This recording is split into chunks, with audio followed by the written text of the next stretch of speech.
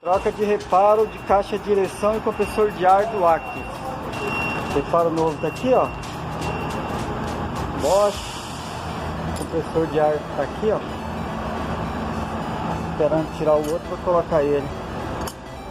E a caixa de direção tá aqui. Desmontando ela para trocar o reparo.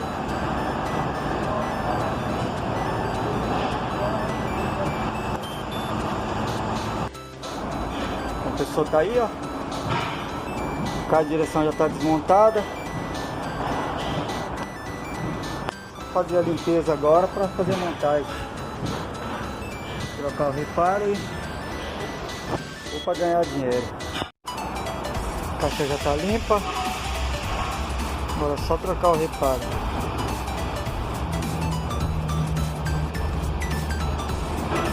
Dois rolamentos excêntricos, sem fim.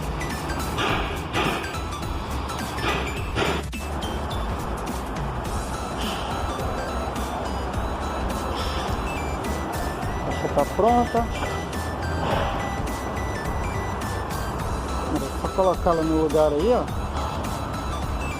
Testar o caminhão.